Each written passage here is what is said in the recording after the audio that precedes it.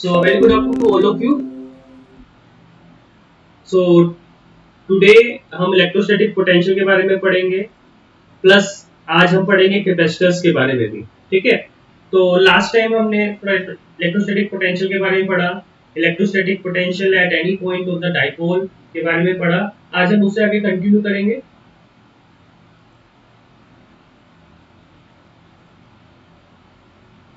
तो आज हम पढ़ेंगे इलेक्ट्रोस्टैटिक पोटेंशियल एनर्जी। ठीक है, और ये relation between electric field and electric potential. कल हमने पढ़ा था इक्विपोटेंशियल सरफेसेस, उनके कैसे उनको ड्रा करना है। आज हम पढ़ेंगे relation between electric field and electric potential. E और B, electric field stands for E और इलेक्ट्रिक पोटेंशियल का सिंबल वी। ठीक है, तो हम रिलेशनशिप निकालेंगे इलेक्ट्रिक फील्ड और इलेक्ट्रिक पोटेंशियल के बीच में। इसके लिए हम क्या करेंगे, दो इक्विपोटेंशियल सरफेस कंसीडर करेंगे। अब नाम से पता चल रहा है equipotential surfaces A and spaced closely at a perpendicular distance dr। A और B आप देख पा रहे हो, दो सरफेसेस A और B, इन दोनों के बीच डिस्टेंस कितना है dr। ठीक है, let the potential of A B VA is equal to V। A जो प्लेट है, जो नीचे वाली जो प्लेट है, जो सरफेस है, उसका पोटेंशियल कितना है V, और जो B वाली जो सरफेस है उसका पोटेंशियल है V minus dV। ठीक है, where dV is decrease in potential in the direction of electric field। Electric field जा रहा है A से B की तरफ, तो आप देख पा रहे हो A पर ज्यादा पोटेंशियल है, B पर उससे कम पोटेंशियल है, V minus dV हो रहा है। ठीक है, तो potential in the direction of electric field normal to the A and B, a unit positive charge Q is equal to +1 is taken along this perpendicular distance। ये जो perpendicular distance है, इसके along हम एक पॉजिटिव चार्ज को लेके जाना चाह रहे हैं। ठीक है, distance from the B to the surface A against electric field, हम इलेक्ट्रिक फील्ड के अगेंस्ट लेके जा रहे हैं। यहाँ पर आप देख पा रहे हो डायग्राम में, यहाँ पे अगेंस्ट वाला वर्ड क्यों आया। इलेक्ट्रिक फील्ड कहाँ जा रहा है बेटा, ऊपर की तरफ। इलेक्ट्रिक फील्ड कहाँ जा रहा है, ये इलेक्ट्रिक फील्ड है ना। लेकिन ये जो चार्ज है स्मॉल क्यू, इसको हम कहाँ लेके जा रहे हैं, बी से ए की तरफ। तो इसको तो हम डिस्प्लेस करा रहे हैं अपोजिट डायरेक्शन में, तो ये ई और डी आर, इन दोनों की डायरेक्शन क्या होगी, अपोजिट हो गई। A unit positive charge Q is equal to +1 is taken along the perpendicular distance from surface B to surface A against the electric field।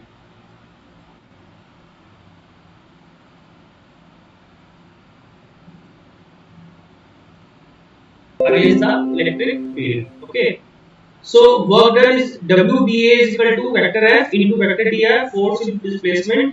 और हमें पता है क्या फॉर्मूला होता है फोर्स का, Q into E। तो पुट कर देंगे यहाँ पर, यहाँ पे Q की वैल्यू कितनी है बेटा, +1 है, इसीलिए हमने Q को यहाँ पे नहीं लिखा। आप चाहो तो लिख सकते हो, नो इश्यूज। आप अगर Q को लिख दोगे यहाँ पे तो कोई दिक्कत नहीं, बिकॉज यहाँ पे Q की वैल्यू हमने पहले ही कंसीडर कर ली 1 है। ओके, अब इसमें आगे बढ़ेंगे। तो WBA is equal to minus EDR आ गया, Q की वैल्यू 1 है, तो WBA किसके इक्वल होगा, BA minus DB, बिकॉज जितना डिफरेंस होगा पोटेंशियल का, that is equivalent to work done.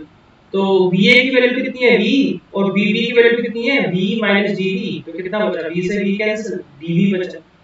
ठीक है, तो माइनस EDR, क्योंकि WBA की वैल्यू कितनी है, minus EDR is equal to DB, E is equal to minus DB upon VR। So this is the relation। और यहाँ पे नेगेटिव साइन क्या शो कर रहा है, direction of electric field is in the direction of decreasing potential. यहाँ पे decrease हो रहा है पोटेंशियल, मतलब जो पोटेंशियल है डिस्टेंस के साथ डिक्रीज होता जाएगा।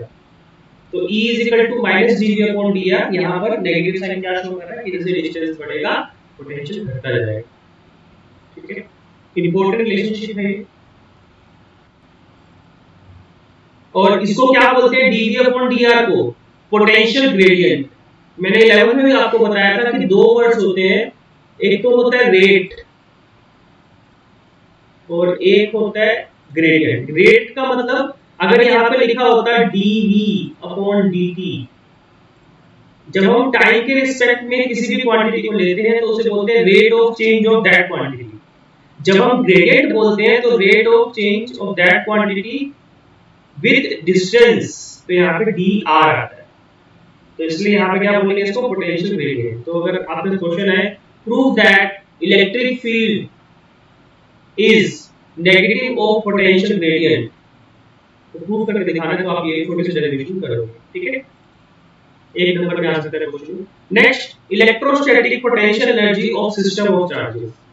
अगेन इस पे न्यूमेरिकल आता है ज्यादातर, इसकी डेरिवेशन नहीं आती, इसमें न्यूमेरिकल आता है तो उसको न्यूमेरिकल ही करेंगे, बट न्यूमेरिकल करने से पहले हमें इसका फॉर्मूला पढ़ना पड़ेगा, ठीक है। तो पहली बात तो इलेक्ट्रोस्टैटिक पोटेंशियल एनर्जी की बात कर रहे हैं, तो इलेक्ट्रोस्टैटिक पोटेंशियल एनर्जी मतलब वर्क डन की इक्विवेलेंट है। जब भी पोटेंशियल एनर्जी निकालनी हो तो डायरेक्टली पोटेंशियल एनर्जी का फॉर्मूला नहीं यूज करते, हम यहाँ पे क्या निकालेंगे, work done, and work done is equivalent to potential energy. तो of a system of point charges is the total amount of work done in bringing the various charges to their respective position from infinitely large mutual separation। अब इसमें cases बनाएंगे हम तीन। अगर मान लो आपके पास एक सिस्टम है जिसमें सिर्फ दो ही चार्ज है, एक Q1 और एक Q2। यहाँ देखो ध्यान से, एक सिस्टम है जिसमें दो ही चार्ज है, Q1 और Q2। शुरुआत में जो Q है, जो Q2 है आपके पास चार्ज, वो कहां पड़ा है, इन्फिनिटी पे पड़ा है। कहां पड़ा है, इन्फिनिटी पे। हमें उसे खींच के कहां लेके आना है, P2 पोजीशन पे लेके आना है, यहां P2 पे लेके आना है, ठीक है। तो हमें कुछ वर्क डन करना पड़ेगा, और ये वर्क डन का फॉर्मूला क्या होता है, work done is equal to potential due to Q1 into Q2। क्योंकि क्या फॉर्मूला होता है हमारे पास पोटेंशियल का, V is equal to W upon Q। तो W is equal to Q into V, formula आ गया, potential due to Q1 into Q2। तो पोटेंशियल का फॉर्मूला क्या है, Q upon 4 pi epsilon naught R12 distance between P1 and P2, R12 into charge कितना है, Q2।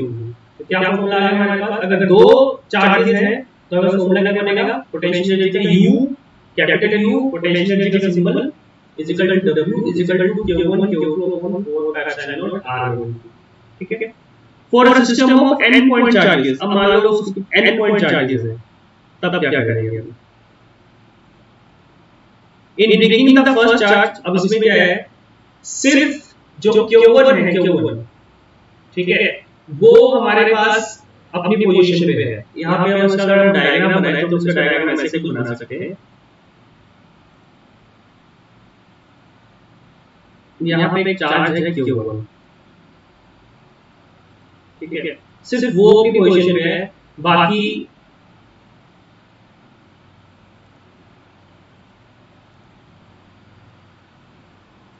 ठीक है। जो Q2 है वो भी कहां पर है, इन्फिनिटी पे। Q3 है वो भी कहां पर है बेटा, इन्फिनिटी पे। इन दोनों को इनकी पोजीशन पे लेके आना है, यहां पर, इसको यहां पर लेके आना है, इसको यहां पर लेके आना है, तो हमें कुछ वर्क डन करना पड़ेगा, ठीक है। तो वही बताया है, in bringing the first charge Q1 to position no work is done, because जो Q1 है वो तो ऑलरेडी अपनी जगह पे होगा, एक चार्ज जो है वो तो अपनी जगह पे होगा ही ना, लेकिन ये जो Q2 Q3 Q4 Q5 Qn, ये सारे के सारे शुरुआत में कहां पे होंगे, इन्फिनिटी पे होंगे, तो इन्हें हमें एक एक करके लेके आना पड़ेगा।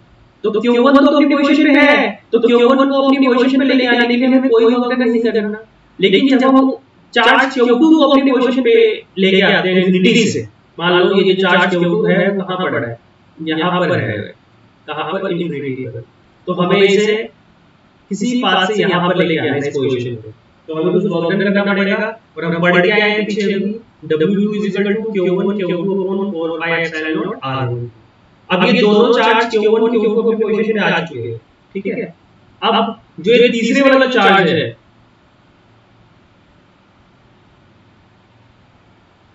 अब ये जो तीसरे वाला चार्ज है आपके पास, अब हमें इसे भी कहां से लेके आना है, ये शुरुआत में इन्फिनिटी पे पड़ा है, Q1 Q2 अपनी पोजीशन पे आ चुके हैं, तो हमें इसे भी यहां पे लेके आना है। तो अब दो तरह के वर्क डन होंगे, ठीक है। In bringing Q2 from infinity to P3, work has to be done against electrostatic force due to both Q1 and Q2। अब हमें दोनों की, क्योंकि देखो पहले से सिर्फ Q1 अपनी पोजीशन पे था, तो Q1 वाला Q2 पे फोर्स लगा रहा था। अब जब हम Q3 वाले को लेके आएंगे तो Q1 वाला भी इस पे फोर्स लगाएगा और Q2 वाला भी इस पे फोर्स लगाएगा, और कैसे फोर्स लगाएंगे, रिपल्शन फोर्स लगाएंगे। तो W3 is equal to potential due to Q1 Q2 into Q3। तो 1/4 Q1 1 divide by R13 plus Q2 divide by R23 into Q2। तो टोटल वर्क डन कितना हो गया? देखो W1 कितना था? 0। W1 कितना था? 0 बिकॉज़ पहले वाला 400 इक्वेशन पे था ही। W2 कितना था? ये, और W3 ये था, तो इन तीनों को ऐड कर देंगे तो हमारे पास ये आ जाएगा, ये formula. Very very important formula, directly use करेंगे न्यूमेरिकल्स में, और इस पे न्यूमेरिकल आते हैं। इंपॉर्टेंट फार्मूला है, इसको नोट डाउन कर लो। अभी हम इसका न्यूमेरिकल भी करने वाले हैं, तो बहुत इंपॉर्टेंट फार्मूला है, इस पे न्यूमेरिकल आते हैं, और लास्ट टाइम भी पेपर में आया था, तो ये इंपॉर्टेंट न्यूमेरिकल है। अगर हम n नंबर ऑफ चार्जेस ले तो 1/4 Qj into Qk upon Rj, यहाँ पर j की वैल्यू 1 से लेके n तक, k की वैल्यू 1 से लेके n तक। लेकिन ये वाला फॉर्मूला इंपॉर्टेंट है, ठीक है। अभी इसका न्यूमेरिकल देखते हैं। अच्छा, अभी तो हम ये बात कर रहे थे कि अगर यूनिफॉर्म फील्ड हो, एक्सटर्नल फील्ड ना हो, लेकिन अगर एक्सटर्नल फील्ड में रखा जाए, अभी तो हम ये बात कर रहे थे कि यूनिफॉर्म फील्ड लगा रहे हैं हर जगह पे सेम, लेकिन अगर हम एक्सटर्नल उस पे लगाएं तो क्या होगा, ठीक है। तो तब हमारे पास जो फॉर्मूला है वो कुछ ऐसा आएगा, capital U is equal to Q1 into V plus Q2 into V plus Q1 Q2 4/epsilon R, अगर हम एक्सटर्नल फील्ड की बात करें, ठीक है। ये न्यूमेरिकल है, ध्यान से देखते हैं इस न्यूमेरिकल को। Determine the electrostatic potential. Determine the electrostatic potential energy of a system consisting of two charges 7 microcoulomb and -2 microcoulomb. दो चार्जेस हैं, एक 7 माइक्रोकूलम का, एक -2 माइक्रोकूलम का, with no external field. तो no external field placed at -9 centimeter and +9 centimeter respectively. How much work is required to separate the two charges infinitely away from each other? तो कैसे करेंगे इसको? तो पहले तो फर्स्ट का पार्ट निकालते हैं। फर्स्ट है U, पहले पोटेंशियल एनर्जी निकाल लेते हैं, Q1 Q2 4/epsilon R, because यहां पे सिर्फ दो ही चार्जेस हैं, ठीक है। तो वैल्यू पुट कर दी, 7 माइक्रोकूलम है, 7 into 10⁻⁶। बच्चे यहां पर बहुत गलती करते हैं कि माइक्रोकूलम को कूलम में कन्वर्ट नहीं करते। तो माइक्रो को जब कन्वर्ट कर रहे हैं 10⁻⁶ -2 10⁻⁶ into 1/4 वैल्यू कितनी होती है? 9 into 10⁻⁹, ठीक है। अब डिस्टेंस कितना है उनके बीच में? -9 से +9, कितना हो जाएगा? 18 सेंटीमीटर। सेंटीमीटर है तो उसको अगेन मीटर में कन्वर्ट करना है 10⁻²। जब इसको आप सोल्व करेंगे तो आएगा -0.7। दूसरा, how much work is required, कितना वर्क डन चाहिए उनको सेपरेट करने के लिए? तो यहाँ पे क्या करेंगे? U2 से U1 निकाल देंगे। रीजन क्या है उसका? यहाँ देखो ध्यान से, how much work is required to separate the two charges infinitely away. Infinitely, तो जो फाइनल जो उसकी पोजीशन है वो कहां होगी? इनफाइनाइट, और इनफाइनाइट का पोटेंशियल कितना होता है? 0। तो इसलिए U2 का मतलब है यहाँ पर U infinite minus U initial, जो इनिशियल था, और इनिशियल में कितना था? -0.7, तो माइनस माइनस प्लस हो जाएगा, तो 0.7 जूल, ठीक है। Suppose that same system of charges is now placed in external field. अभी तक उसने यहाँ पे क्या बोला था? पहले पार्ट में क्या बोला? With no external field. अब वो कह रहा है कि अगर इन्हीं दो चार्जेस को हम एक्सटर्नल फील्ड के अंदर रख दें, ठीक है, जहां पर E की वैल्यू ये है, where A is equal to this, what would be the electrostatic energy of the configuration? पहले उसने बोला फर्स्ट पार्ट में कि नो एक्सटर्नल फील्ड, लेकिन अब बोल रहा है कि एक्सटर्नल फील्ड में रख देते तो क्या होगा? तो ये पोटेंशियल एनर्जी का फार्मूला अभी हम पढ़े हैं हमने इसको। E का फार्मूला क्या होता है? -dV/dr। तो V का फार्मूला क्या हो जाएगा? Integration -E/dr। E की वैल्यू में दे रखी है, E की वैल्यू में दे रखी है, ठीक है, -A/r² into dr is equal to A/r, ठीक है। तो टोटल पोटेंशियल क्या हो जाएगी? Q1 Q2 upon 4/epsilon r plus A Q upon r1 plus A Q2 upon r2। Total potential निकल जाएगी ऐसे। वैल्यूज पुट कर देंगे हम, ये सारी वैल्यूज पुट कर देंगे तो हमारे पास ये आ जाएगा, ठीक है। सो डू दिस न्यूमेरिकल, और भी न्यूमेरिकल हो सकते हैं इस पे। Next topic, potential energy of a dipole in an external field. Same ऐसे ही जैसे हमने वहां पढ़ा था पीछे जब हमने डाइपोल वाला केस किया था, तो consider dipole placed in uniform electric field, एक डाइपोल कंसीडर कर लेंगे और हमने वहां पे फाइंड आउट किया था कि टोर्क का फॉर्मूला क्या था हमारे पास, vector p cross vector e, ठीक है। तो p sin थीटा, ये तो हमने पहले ही पढ़ लिया था इलेक्ट्रिक फील्ड वाला चैप्टर में, ठीक है।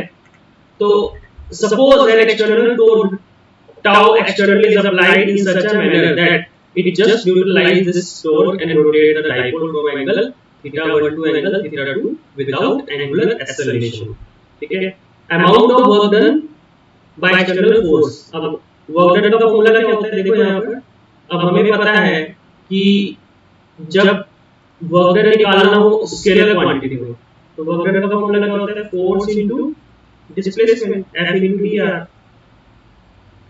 यही होता है, ठीक है। लेकिन अगर आपने वर्क डन निकाला है रोटेशनल एनर्जी में, क्योंकि रोटेशनल की बात कर रहे हैं यहाँ पे, तो यहाँ पर रोटेशनल में जो फोर्स काम करता है वो टोर्क काम करता है। रोटेशनल मोशन में फोर्स की जगह क्या आता है, टोर्क आता है, और डिस्टेंस की जगह क्या आता है, एंगल, तो d थीटा, ठीक है। तो tau external d theta p sin theta d theta, और आपको पता है साइन का इंटीग्रेशन क्या होता है, cos, ठीक है।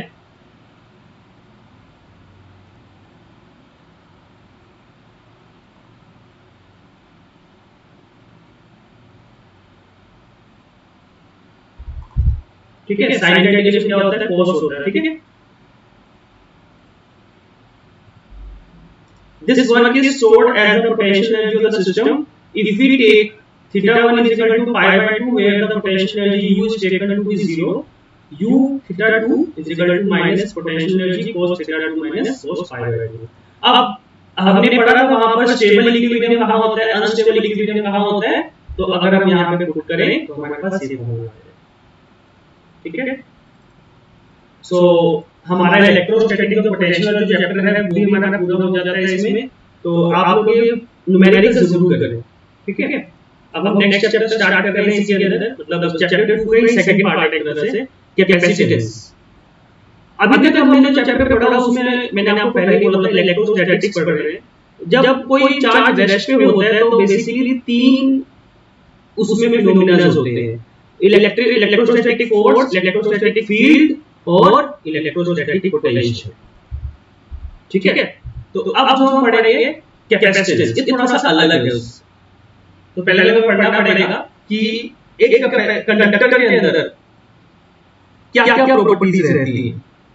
तो सबसे पहले तो electrostatic field inside the conductor is 0। Electrostatic field जो होती है कंडक्टर के अंदर वो 0 होती है। Second, at the surface of a charged conductor electrostatic field must be normal to the surface at every point। हर एक पॉइंट पर इलेक्ट्रोस्टैटिक फील्ड की जो डायरेक्शन है वो हमेशा परपेंडिकुलर रहती है। मतलब यहाँ पर अगर मैं इसको मैथमेटिकली लिखूं तो vector E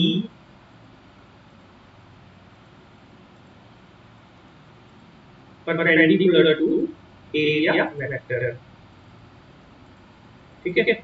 If E were not normal to the surface, it would have some non-zero components along the surface. Free charges on the surface of the conductor would then experience force and move. In the static situation, therefore, E should have no tangential component.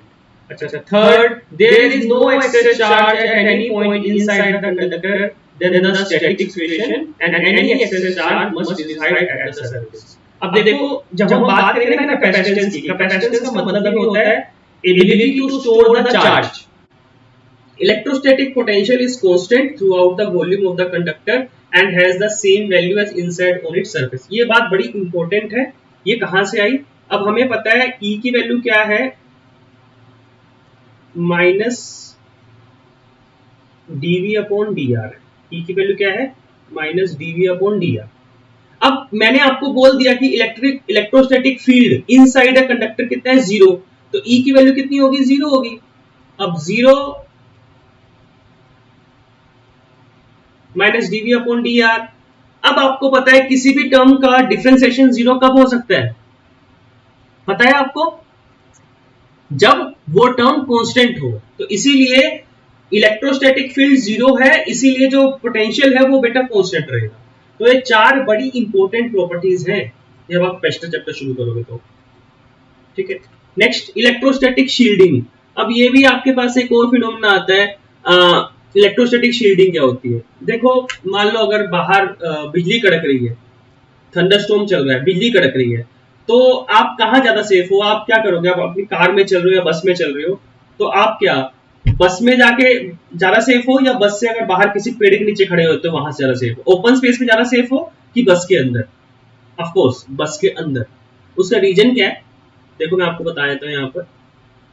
अभी हमने पढ़ा ना एक कि inside a conductor electrostatic field कितना होता है? Zero होता है। तो वही है, जैसे ये एक कंडक्टर है, ये एक होलो कंडक्टर है। बस क्या होती है? बस का जो पूरा जो सरफेस होता है वो मेटल का बना होता है, लेकिन अंदर से वो खोखली होती है। तो उसके अंदर अगर आप बैठे हो तो अगर जितनी मर्जी तेज उस पर ऐसे इलेक्ट्रिसिटी गिर जाए, वो क्या करेगा? वो फैल जाएगा, वो उसके अंदर नहीं जा पाएगा, बिकॉज एक मेटल के अंदर तो इलेक्ट्रोस्टैटिक फील्ड जीरो होता है, तो वो उसके अंदर नहीं जाएगा, वो फैल जाएगा।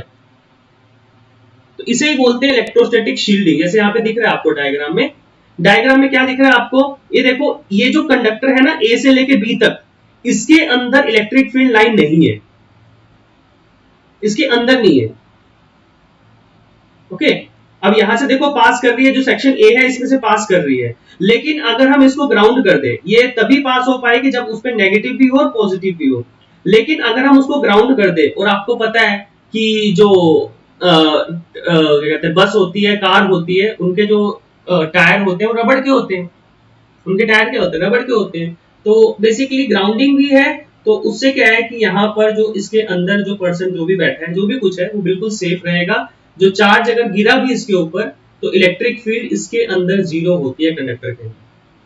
तो an earth conductor A B can also act as a screen against the electric field. तो बेसिकली ये बचाता है। We know that electric field inside a conductor is zero. इसी फैक्टर पे बेस्ड है, इसे ही बोलते हैं इलेक्ट्रोस्टैटिक शील्डिंग। शील्डिंग का मतलब बचा रहा है ना। Okay, therefore to protect delicate instruments from external electric fields we enclose them in hollow conductors। तो बचाने के लिए डेलिकेट इंस्ट्रूमेंट जो है हमारे पास, उनको बचाने के लिए हम उनको एक एक्सटर्नल इलेक्ट्रिक फील्ड में से बचाने के लिए उनको रखते हैं होलो कंडक्टर के अंदर। Such hollow conductors are called Faraday cages. उनको हम क्या बोलते हैं? फैराडे केजेस बोलते हैं। They need not to be earth. उनको अर्थ करने की जरूरत नहीं होती, इनको फैराडे केजेस बोलते हैं। इसके ऊपर एक स्टोरी भी है, हम कभी बाद में जाएंगे। जैसे इन thunderstorm accompanied by lightning it is safer to be inside a car और बस। ये मैंने बताया आपको कि अगर थंडरस्टॉर्म चल रहा है तो आप अगर एक कार के अंदर हो, एक बस के अंदर हो, तो वो ज्यादा सेफ है than to be in open ground और अंडर अ ट्री। ठीक है, the metallic body of the car और bus provides electrostatic shielding, because वो जो बॉडी बनी हुई है कार या उसकी, वो मेटल की बनी हुई है, तो वो आपको लाइटनिंग से बचा लेगी। The fundamental fact is that electric field inside a cavity is zero, whatever be the size and shape of the cavity and whatever be the charge of the conductor। ठीक है, तो उससे फर्क नहीं पड़ता कि उसका साइज और शेप क्या है कैविटी का, लेकिन अगर आप एक इलेक्ट्रिक कंडक्टर के अंदर हो तो डेफिनेटली आप बच जाओगे उस इलेक्ट्रिक फील्ड से। ठीक है, तो this is called electrostatic shielding. आप पढ़ सकते हो इसके बारे में और थोड़ा सा। सो ओके, मेरे हिसाब से आज के लिए इतना काफी है। कल हम एक चैप्टर कंप्लीट करेंगे। ठीक है, so thank you all. I hope you all have understand the terms. Electrics क्या होते हैं? अच्छा, पहली बात तो ये जो डाइलेक्ट्रिक है ये क्या है? डाइलेक्ट्रिक्स इंसुलेटिंग मटेरियल्स होते हैं जो कि इलेक्ट्रिक इफेक्ट्स को ट्रांसमिट करते हैं, लेकिन वो खुद कंडक्ट नहीं करते। इलेक्ट्रिक इफेक्ट्स को ट्रांसमिट करते हैं लेकिन ये खुद कंडक्ट नहीं करते। अब इसका एग्जांपल, आजकल जो प्रेस आ रही है वो तो अलग है, लेकिन जो पहले जो प्रेस आती थी, प्रेस के अंदर एक टर्म होती थी, ठीक है, तो वहां पर हम क्या लगाते हैं? डाइलेक्ट्रिक लगाते हैं। देखो प्रेस की जो शेप होती है कुछ ऐसा होता है, ये एक प्लेट, ये एक प्लेट, ठीक है, ये एक मेटल की प्लेट, दूसरी मेटल की प्लेट, यही होता है ना। ऊपर में मेटल की प्लेट होती है, नीचे मेटल की प्लेट होती है भारी वाली, ठीक है। इसके बीच में क्या करते हैं? एक डाइलेक्ट्रिक डाल देते हैं। ये जो डाइलेक्ट्रिक है ये यहां से जो प्लेट मेटालिक प्लेट जो गर्म होगी तो इसको ट्रांसफर कर देगी इस प्लेट तक, लेकिन ये खुद गर्म नहीं होगा। ठीक है, तो ये हीटर में ऐसे काम करती है डाइलेक्ट्रिक प्लेट। ओके, तो डाइलेक्ट्रिक बेसिकली इंसुलेटर ही है, बट वो इलेक्ट्रिक इफेक्ट को ट्रांसमिट करते हैं 1 से 2 में कर रहे हैं, एक प्लेट से दूसरी प्लेट में, एक मेटल से दूसरी मेटल में, बट खुद वो इलेक्ट्रिसिटी कंडक्ट नहीं करते। डाइलेक्ट्रिक्स दो टाइप के होते हैं, नॉन पोलर और polar. Non polar, the molecules in which the center of positive charge coincide with the center of negative charge are called non-polar molecules। इस सब आपने केमिस्ट्री में बहुत अच्छे से पढ़ा है, उसको जल्दी करेंगे। Example H2, CO2 etcetera. ठीक है, नॉन पोलर, यहां पर एक और डेफिनेशन भी आ सकती है, ऐसे डाइलेक्ट्रिक्स जिनमें नो नेट डाइपोल मोमेंट हो। डाइपोल मोमेंट ना हो उसका रीजन क्या है, जैसे आप वर्डिंग पढ़ रहे हो, the molecules in which the centre of positive charge coincide with the centre of negative charge. Coincide अगर हो गए पॉजिटिव और नेगेटिव तो इनके बीच में डिस्टेंस कितना हो गया, 0। और आपको पता है कि जो मैग्नेटिक या इलेक्ट्रिक डाइपोल मोमेंट होता है उसका फॉर्मूला क्या होता है, Q into 2A। तो अगर डिस्टेंस 0 हो गया तो P भी 0 हो जाएगा। ठीक है, तो इसीलिए the dielectrics which don't have any net dipole moment, और पोलर कौन से होंगे, ऑफ कोर्स जिनमें डाइपोल मोमेंट होगा। If the center of positive charges and negative charges do not coincide because of asymmetric shape of the molecule, then these are called polar molecules. Example HCl, H2O, NH3, etc. अब dielectric polarisation, लेकिन हम एक non polar dielectric को polar बना सकते हैं। कैसे बना सकते हैं, ठीक है, इलेक्ट्रिक फील्ड अप्लाई करके, वही लिखा है यहाँ पर, पढ़ने की बात है। डाइलेक्ट्रिक पोलराइजेशन क्या मतलब है, पोलराइजेशन वर्ड का, to convert non polar substance into a polar substance, मतलब जिसमें कोई डाइपोल मोमेंट नहीं था उसमें डाइपोल मोमेंट क्रिएट कर देंगे। कैसे करेंगे, by applying electric field. When a non-polar dielectric is held in an external electric field vector E, the center of positive charge in each molecule is pulled in the direction of vector E, and the center of negative charge is pulled in the direction opposite to vector E. Therefore, the two centers of positive and negative charges in the molecule are separated. ठीक है, the molecule gets distorted and is said to be polarized. जो molecule है वो बिखर जाएगा। ठीक है, बिखर जाएगा मतलब दूर दूर हो जाएगा उसमें, तो उसमें डिस्टेंस आ गया, और अगर डिस्टेंस आ गया तो डाइपोल मोमेंट भी आ गया। तो क्या कर रहे हैं यहाँ पर, एक नॉन पोलर डाइलेक्ट्रिक को एक्सटर्नल इलेक्ट्रिक फील्ड में रखेंगे। ठीक है, और इससे क्या होगा, जब हम एक्सटर्नल इलेक्ट्रिक फील्ड में रखेंगे तो वो अट्रैक्ट होंगे। अट्रैक्ट होने की वजह से जो सेंटर ऑफ पॉजिटिव चार्ज है और सेंटर ऑफ नेगेटिव चार्ज है उनके बीच में कुछ डिस्टेंस आ जाएगा, सेपरेशन आ जाएगा, जिसकी वजह से एक नॉन पोलर पोलर बन जाएगा। Therefore, the two center of positive and negative charges in the molecule are separated. The molecule gets distorted and is said to be polarized.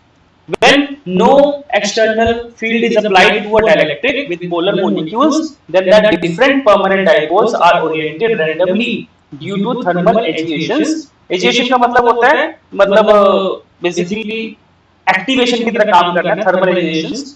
So total dipole moment is 0. जब हम एक non polar dielectric को ऐसे ही रखेंगे बिना किसी external electric field के, तो उसमें क्या होगा, जितने भी पोलर मॉलिक्यूल्स हैं उन सब में एक परमानेंट डाइपोल मोमेंट होगा, लेकिन वो रैंडमली ओरिएंटेड होंगे, तो जो नेट डाइपोल मोमेंट है वो 0 हो जाएगा। लेकिन जब हम उसको एक एक्सटर्नल फील्ड के अंदर रखेंगे, लिखा हुआ है when an external field is applied, when an external field is applied, the individual dipole moments tend to align with the field. When summed over all the molecules, there appears some net dipole moment. देखो यहाँ पर E is equal to 0 और यहाँ पे E is not equal to 0. ठीक है, तो क्या हुआ, जब E 0 था, मतलब जब इलेक्ट्रिक फील्ड नहीं था, तो एक नॉन पोलर रहेगा, उसमें कोई भी डाइपोल मोमेंट नहीं होगा। लेकिन जब हम इलेक्ट्रिक फील्ड अप्लाई कर देंगे तो ये नॉन पोलर से पोलर बन जाएगा। Thus, in either case, whether polar or non-polar, a dielectric develops a net dipole moment in the presence of an external field. तो इससे फर्क नहीं पड़ता कि वो पोलर सब्सटेंस है, नॉन पोलर सब्सटेंस है, अगर हम एक्सटर्नल फील्ड में उसे रखेंगे तो उसमें डाइपोल मोमेंट बनेगा ही बनेगा, और जिसको हम क्या क्या बोलते हैं, dipole moment per unit volume is called polarization noted by P। Next term electric susceptibility, यहां पर एक नई टर्म आएगी, ये देखो इसे बोलते हैं बेटा चाई। ये जो है सिंबल इसे बोलते हैं चाई, सी आई थिंक 11 में पढ़ा होगा आपने, CHI चाई, ठीक है। ससेप्टिबिलिटी का सिंबल होता है chi, okay. It is found that electric polarization P is directly proportional to effective electric field. और तो आप बता ही रहे हो, बिकॉज एक नॉन पोलर पोलर कब बनेगा, जब आप इलेक्ट्रिक फील्ड अप्लाई करोगे उसमें। तो P directly proportional to E, जब हम इसको हटाएंगे डायरेक्टली प्रोपोर्शनल तो क्या लग जाएगा, कांस्टेंट, और यहाँ पर कांस्टेंट क्या है, यहाँ पर चाई, क्या बोलते हैं इसको, where chi is a constant and is pronounced as chi. ये देखो लिखी हुई है स्पेलिंग चाई। Here chi is called electric susceptibility of the dielectric. The electric susceptibility describes the electric behavior of a dielectric. Vacuum के लिए chi की value कितनी होती है, 0 होती है, ओके।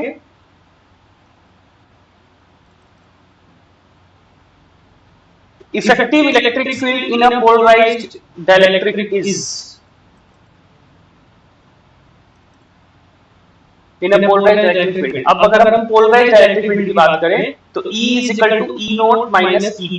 देखो ये हो क्या रहा है, E नोट क्या है बेटा, E नोट है अप्लाइड इलेक्ट्रिक फील्ड, क्या है अप्लाइड इलेक्ट्रिक फील्ड, और पोलराइजेशन जो EP है होगा क्या, देखो यहाँ पर जो हमारे पास इलेक्ट्रिक फील्ड है, मान लो ये पॉजिटिव प्लेट है जो हमने अप्लाई किया बेटा, EP E नोट मान लो पॉजिटिव है, पॉजिटिव से नेगेटिव की तरफ जा रहा है, ये जा रहा है E नोट।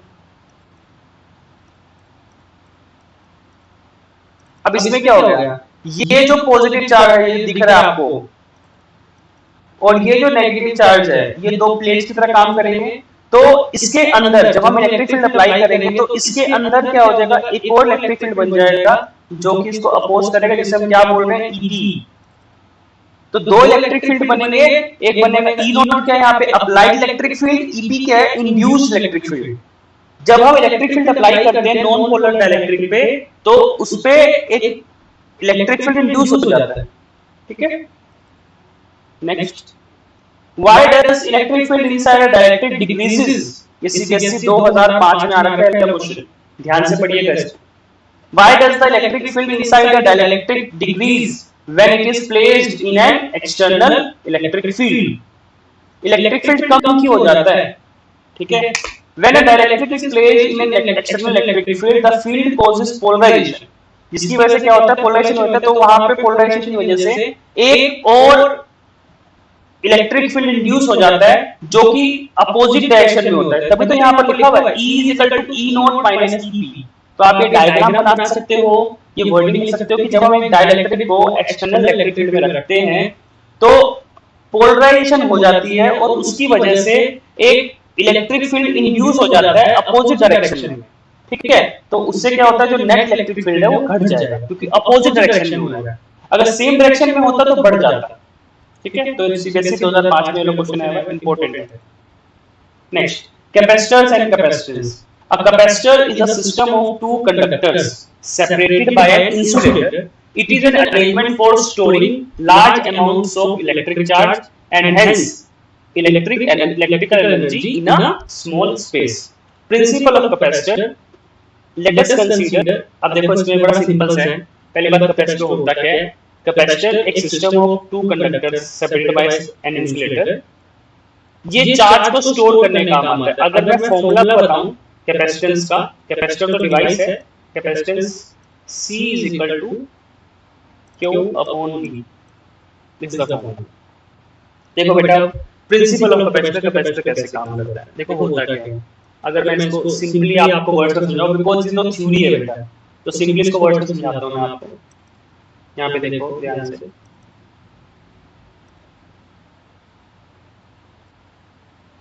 ये एक प्लेट है, ठीक है, ये एक मेटल की प्लेट है, आप इसको ऐसे बना सकते हो। ये एक मेटल की प्लेट है, हमने क्या कर दिया, इसका नाम रख दिया हमने ए, ये प्लेट ए है, रेक्टेंगल प्लेट है। हमने इसको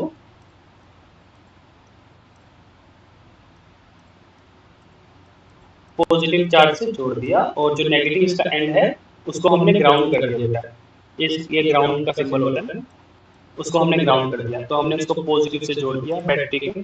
तो क्या होगा, इस पे पॉजिटिव चार्ज आ जाएगा सब पे, ये ऐसे आ जाएगा पॉजिटिव।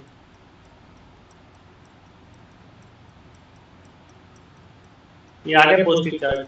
अब क्या करेगा हमने, पहले हमने एक प्लेट ली, मेटल प्लेट ली ए, हमने उसको बैटरी के पॉजिटिव एंड से जोड़ दिया, तो उस पे आ गया पॉजिटिव चार्ज। अब ये पूरी तरह चार्ज हो गई प्लेट। अब इस टाइम पे हमने क्या किया, एक दूसरी प्लेट ली जो कि अनचार्ज थी, प्लेट बी। ये प्लेट बी ले लिया हमने, ये अनचार्ज है बेटा। अभी अनचार्ज है तो क्या होगा, इंडक्शन होगा इन दोनों के बीच में, इनके बीच में कुछ डिस्टेंस है, और डिस्टेंस कितना है, स्मॉल डी। ठीक है, अब ये अनचार्ज प्लेट है, तो ऑफ कोर्स जो फेस उसके सामने आएगा क्या होगा, इनमें इंडक्शन होगा। इंडक्शन होने की वजह से क्या होगा, इसके एक फेस पे तो क्या आ जाएगा, नेगेटिव आ जाएगा, और पिछले वाले फेस पे क्या आ जाएगा, पॉजिटिव आ जाएगा। ठीक है, तो ये इसका प्रिंसिपल है। अब क्या करेंगे, देखो आगे डायग्राम देखो, आप देख पा रहे हो, ये देखो यहाँ पर जो ए वाली जो प्लेट है उस पे पॉजिटिव, जो ए वाली जो प्लेट है उसको तो हमने पॉजिटिव कर दिया। पॉजिटिव करने के लिए आप दिखा सकते हो बैटरी कनेक्शन यहाँ पे ऐसे,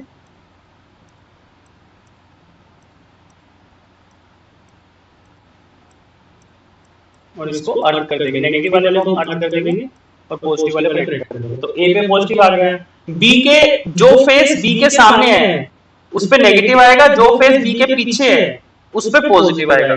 फिर हम क्या करें, अगर हम इस पॉजिटिव वाले चार्ज को अगर हम ग्राउंड कर दें, यहाँ पे इसको भी ग्राउंड कर दें, तो ये जो ए पे पॉजिटिव और बी पे नेगेटिव बचेगा, तो ये क्या बन गया, कैपेसिटर बन गया।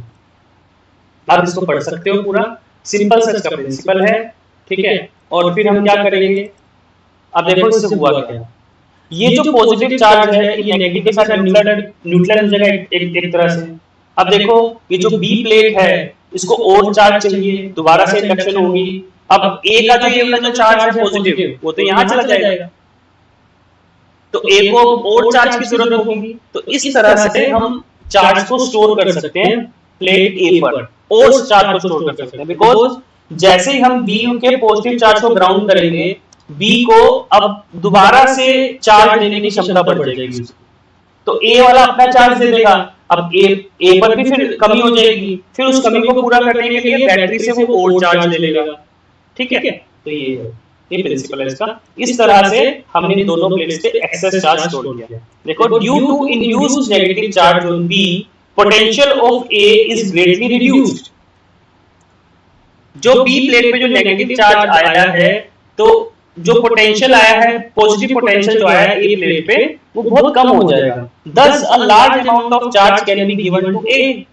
तो हम दोबारा से उसे ए वाली जो प्लेट है उसको दोबारा से हम चार्ज दे सकते हैं। ठीक है, to raise it to maximum potential। Hence we conclude that capacitance of an insulated conductor is increased considerably by bringing near it an uncharged earth conductor। Okay, next electric capacitance। Electric capacitance का formula C = Q/V, इसकी unit होती है farad, लेकिन हम इसमें question पढ़ेंगे। ठीक है, फैराड इसकी यूनिट होती है। Next, capacity of an isolated spherical capacitor, simple सा फॉर्मूला है V = 4 Q/4πε0R। तो C का फॉर्मूला क्या होता है, Q/V। V की वैल्यू पुट कर देंगे, Q से Q कट जाएगा, तो C = 4πε0R। Capacity of earth, earth का कैपेसिटेंस कितना है, earth is the biggest capacitor we got, earth is the biggest capacitor we got. ठीक है, वी कैन कैलकुलेट। अब आपने देखा ही होगा 10th में आपने एक टर्म पढ़ी थी अर्थिंग। जब भी कोई घर बनता है ना तो उसकी अर्थिंग जरूर कराई जाती है। ठीक है, और वैसे भी आप देखो फ्रिज हो गया, एसी हो गया, इन सब में 3 पिन प्लग होता है। 3 पिन प्लग में जो सबसे मोटी वाली जो होती है ना उसे अर्थिंग वायर कहते हैं, या अर्थ प्लग कहते हैं उसको। जितने भी आपके मेटल केसिंग वाले डिवाइसेस हैं, आपका एसी हो गया, आपका फ्रिज हो गया, या कोई भी ऐसा इंस्ट्रूमेंट जो बहुत भारी हो, उसमें 3 वायर्स रहती हैं। और जो छोटे छोटे इंस्ट्रूमेंट्स है लाइक बल्ब हो गया, पंखा हो गया, इन सब में 2-2 रहते हैं। जो थर्ड वाला होता है ना वो अर्थ होता है। ओके, तो अर्थ की कैपेसिटी कितनी है? We can calculate electrical capacity of earth. हमें पता है रेडियस ऑफ अर्थ कितना है, 6400 किलोमीटर। किलोमीटर है बेटा, तो 6.4 into 10 की पावर 6। तो C is equal to 4 pi epsilon naught R। 4 pi epsilon naught की कितनी होती है? 1 by 9 into 10 की पावर 9 into 6.4 10 की power 6, 711 microfarad. Thus the capacity of Earth is only 700 microfarad. इसीलिए यहाँ पर क्वेश्चन भी आता है कि why we cannot prepare a capacitor, क्योंकि यूनिट क्या है कैपेसिटेंस की? फैराड। लेकिन हम एक फैराड का कैपेसिटर क्यों नहीं बना सकते? क्योंकि जो हमारी अर्थ है सबसे बड़ा कैपेसिटर तो वही है, उसी की कैपेसिटेंस कितनी है? 711 माइक्रोफैराड। माइक्रोफैराड है, मिली फैराड नहीं है, माइक्रोफैराड है। तो इसीलिए हम नहीं बना सकते। ओके, इसीलिए जो हम कैपेसिटर बनाते हैं वो नैनो फैराड में बनाते हैं या पिको फैराड में बनाते हैं, माइक्रो फैराड से भी छोटे।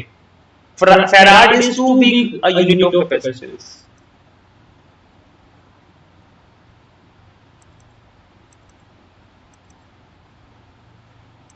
ठीक है बेटा, बाकी डेरिवेशन है इसकी, हम डेरिवेशन बाद में कर सकते हैं और ऐसे छोटे डेरिवेशन कर सकते हैं। ठीक है, कर लेते हैं डेरिवेशन, एक डेरिवेशन कर लेते हैं इसकी।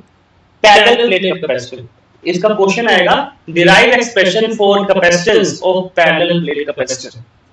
आप यहाँ पे कैपेसिटर देख सकते हो, एक ये पॉजिटिव है, एक ये नेगेटिव प्लेट है। 2 प्लेट्स हैं यहाँ पर, इनके बीच का डिस्टेंस कितना है? Small D. अच्छा, ये क्या लगा हुआ है? ये इंसुलेटर लगा हुआ है, क्यों लगाया है हमने? ताकि ये जो चार्ज है ये अर्थ ना हो जाए। ये चार्ज क्या है? अर्थ ना हो जाए।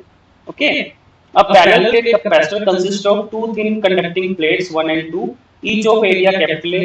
ये वर्डिंग्स लिखना बेटा इतना जरूरी नहीं है, मेन डेरिवेशन करनी आपको पता होना चाहिए। इसके लिए आपको फॉर्मूले पता होना चाहिए। देखो सिंपल सा है इसका फॉर्मूला।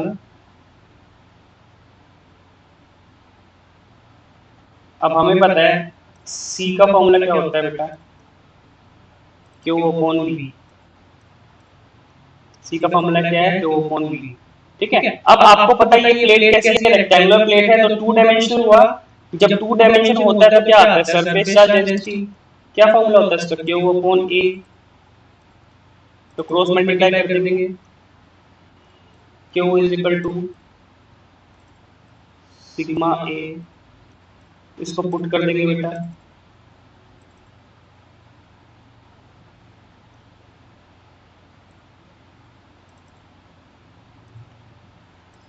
इसको पुट कर देंगे।